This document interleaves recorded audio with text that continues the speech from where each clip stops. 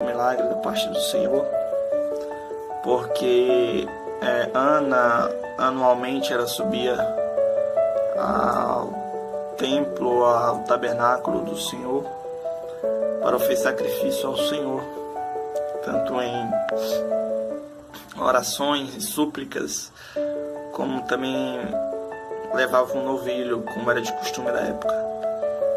E ela tinha uma rival, Penina, a qual criticava sempre, a qual afrontava, sempre estava ali pisando no seu calo, sempre estava ali para tentar te magoar, para tentar oprimir Ana.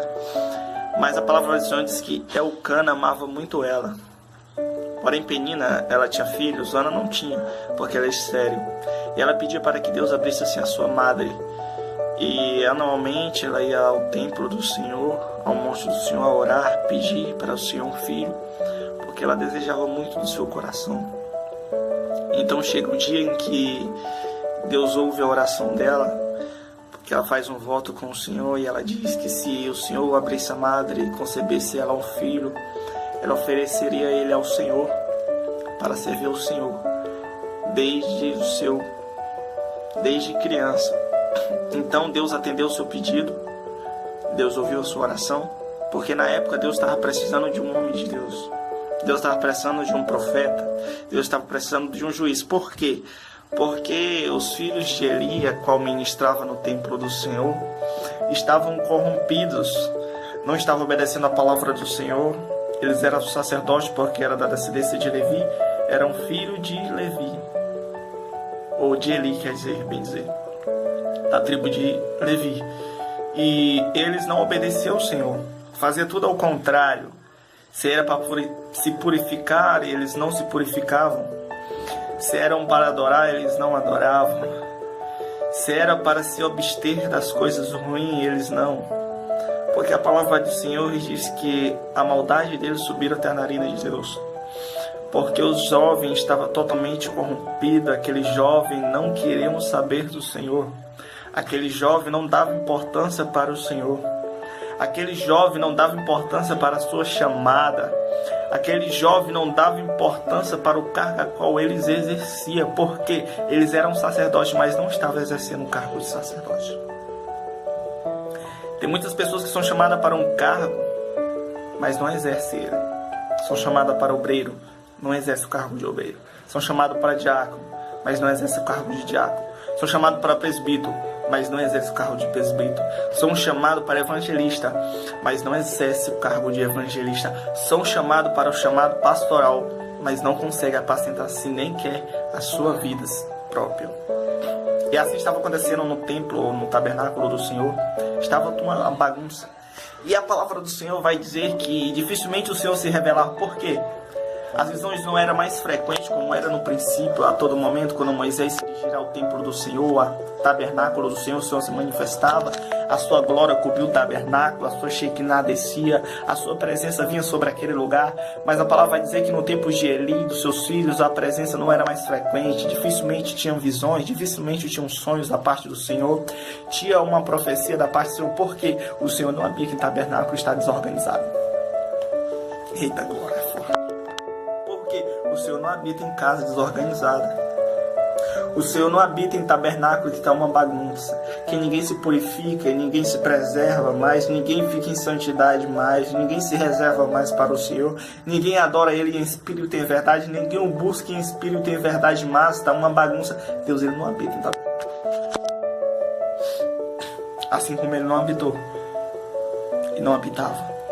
Até então que esse jovem Samuel começa lá e começa a trabalhar, é obediente a Eli e faz a vontade do Senhor. Medita nas Escrituras Sagradas. E a palavra vai dizer que ele cresce tanto diante dos homens como diante de Deus. Quando a palavra vai dizer crescer diante dos homens, está crescendo em estatura. No modo físico, crescendo. De criança, jovem, adulto, ele está crescendo em estatura. Mas a palavra vai dizer que quando ele está crescendo diante do povo e diante de Deus, ele está crescendo espiritual. Aqui nós já entendemos que nós não devemos ficar somente num patamar espiritual. Quando nós buscamos a Deus, quando nós entregamos a Ele, quando nós meditamos na Escritura Sagrada, cada dia nós buscamos a Ele, há um crescimento espiritual na nossa vida. Quando nós exercemos essa função, quando nós exercemos a nossa fé ela aumenta, a nossa fé ela muda, porque ela não fica permanente somente num modo, ela vai crescendo a cada dia mais que a gente se aproxima de Deus, que a gente tem intimidade com Ele, que a gente tem um relacionamento com Ele, a nossa fé ela cresce cada dia mais. E ela cresce como? Em jejum, em oração, em intimidade com o Senhor, no seu quarto, no secreto, meditando na Escritura Sagrada, sua fé ela cresce. Ela não fica só no patamar. Assim foi na vida de Samuel, ele crescia diante dos homens, diante de Deus. E então aquele jovem começa a ministrar no templo do Senhor, no tabernáculo do Senhor. O Senhor então chama Samuel. Samuel! Ele estava dormindo, o Senhor, ele também. Ele dormia perto da arca da aliança. E o Senhor então se revela para ele: Samuel! Samuel! E ele responde, vai até ele e diz: o Senhor me chamou? Ele diz: não, meu filho, vá, se deite, eu não te chamei. Novamente ele volta, e aquela voz: Samuel, Samuel. Ele vai correndo ao seu tutor, seu líder ali, e diz: o Senhor me chamou?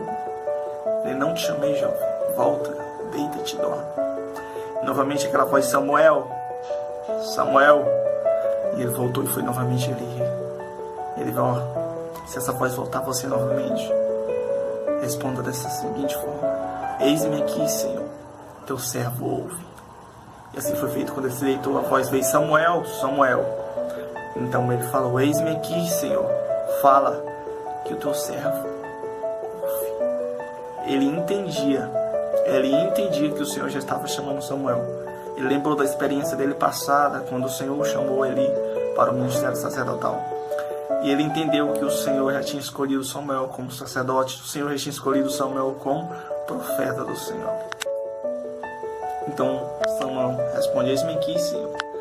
E Deus começa a ter um diálogo com ele. Deus começa a falar com ele a respeito das descendências de Eli, a respeito da família de Eli. Falei aqui a destruir eles e tal, e assim, etc. Então ele volta e ele pergunta o que o Senhor falou.